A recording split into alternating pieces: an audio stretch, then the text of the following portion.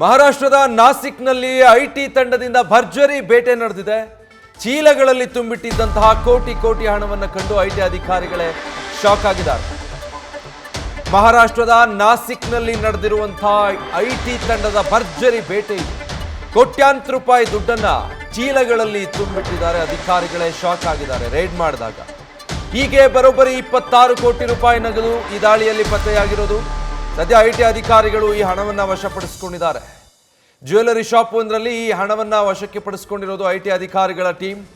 ನೋಡಿ, ಆ ವಿಜುವಲ್ಸ್ ಗಮನಿಸ್ತಾ ಇದ್ದೀರಾ. ಐಟಿ ಟೀಮ್ ರೇಡ್ ಮಾಡಿದಾಗ ಜ್ಯುವೆಲರಿ ಶಾಪ್ನಲ್ಲಿ ಚೀಲಗಳಲ್ಲಿ ತುಂಬಿಟ್ಟಿದ್ರು ಬರೋಬ್ಬರಿ 26 ಕೋಟಿ ರೂಪಾಯಿನ. ದೊಡ್ಡ ದೊಡ್ಡ ಚೀಲಗಳಲ್ಲಿ ದುಡ್ಡನ್ನು ತುಂಬಿಸಿ ಅಡಗಿಸಿಟ್ಟಿದ್ರು. ಐಟಿ ಅಧಿಕಾರಿಗಳು ಮಾಹಿತಿ ಮೇರೆಗೆ ದಾಳಿ ನಡೆಸಿದಾಗ ಅಧಿಕಾರಿಗಳಿಗೆ ಶಾಕ್ ಆಗಿದೆ.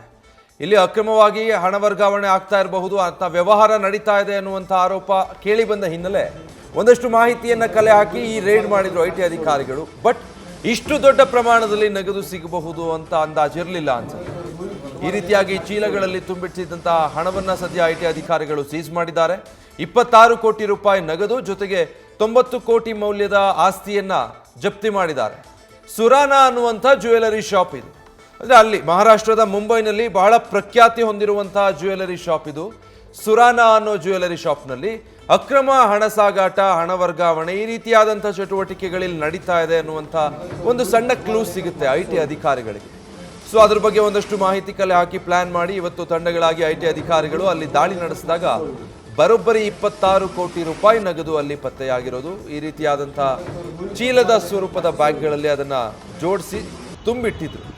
ಐಟಿ ಅಧಿಕಾರಿಗಳು ದಾಳಿ ನಡೆಸಿದ ಸಂದರ್ಭದಲ್ಲಿ 26 ಕೋಟಿ ರೂಪಾಯಿ ಹಾರ್ಡ್ ಕ್ಯಾಶ್ ಅಲ್ಲಿ ಪತ್ತೆಯಾಗಿದೆ. ಜೊತೆಗೆ 90 ಕೋಟಿ ಮೌಲ್ಯದ ಆಸ್ತಿಯನ್ನು ಕೂಡ, ಅದಕ್ಕೆ ಸಂಬಂಧಪಟ್ಟಂಥ ದಾಖಲಾತಿಗಳನ್ನು ಕೂಡ ಅಧಿಕಾರಿಗಳು ವಶಕ್ಕೆ ಪಡ್ಕೊಂಡಿದ್ದಾರೆ. ಆ ಮೂಲಕ ಮಹಾರಾಷ್ಟ್ರದ ಮುಂಬೈನಲ್ಲಿ ಮತ್ತೊಂದು ಭರ್ಜರಿ ಬೇಟೆಯಾಡಿದ್ದಾರೆ ಐಟಿ ಅಧಿಕಾರಿಗಳು. ಈಗ ಲೋಕಸಭಾ ಚುನಾವಣೆ ಅದರ ಹಿಂದೆ ಕೂಡ ಮತ್ತೆ ಆಗಾಗ್ಗೆ ಹಂತ ಹಂತವಾಗಿ ಬೇರೆ ಬೇರೆ ರಾಜ್ಯಗಳಲ್ಲೂ ಕೂಡ ಇದೇ ರೀತಿಯಾದಂತಹ ಐಟಿ ದಾಳಿಗಳನ್ನು ನಡೆಸ್ತಾ ಬಂದಿದ್ದಾರೆ. ಬಹಳಷ್ಟು ಕಡೆಗಳಲ್ಲಿ ಇಷ್ಟೇ ಪ್ರಮಾಣದಲ್ಲಿ, ಇದಕ್ಕೂ ದೊಡ್ಡ ಪ್ರಮಾಣದಲ್ಲಿ ಕೂಡ ದುಡ್ಡು ಮತ್ತು ಚಿನ್ನಾಭರಣಗಳು ಪತ್ತೆಯಾಗಿತ್ತು. ಇದೀಗ ಮಹಾರಾಷ್ಟ್ರದ ನಾಸಿಕ್ನಲ್ಲಿ ಈ ಘಟನೆ ನಡೆದಿರೋದು. ಅಲ್ಲಿನ ಜ್ಯುವೆಲರಿ ಶಾಪ್ ಸುರಾನಾ ಅನ್ನುವಂಥ ಜ್ಯುವೆಲರಿ ಶಾಪ್, ಅದು ಬಹಳ ಜನಪ್ರಸಿದ್ಧಿ ಪಡೆದಿರುವಂಥ ಜ್ಯುವೆಲರಿ ಶಾಪ್ ಆಗಿದೆ. ಅಲ್ಲಿ ಈ ರೀತಿಯಾಗಿ ಅಕ್ರಮ ಹಣ ವರ್ಗಾವಣೆಯ ವ್ಯವಹಾರಗಳು ನಡೆಯುತ್ತೆ ಅನ್ನುವಂಥ ಮಾಹಿತಿಯನ್ನು ಆಧರಿಸಿ ಐಟಿ ಅಧಿಕಾರಿಗಳು ಇವತ್ತು ಏಕಾಏಕಿ ಆ ಜ್ಯುವೆಲರಿ ಶಾಪ್ ಮೇಲೇ ದಾಳಿ ನಡೆಸಿದ್ದಾರೆ.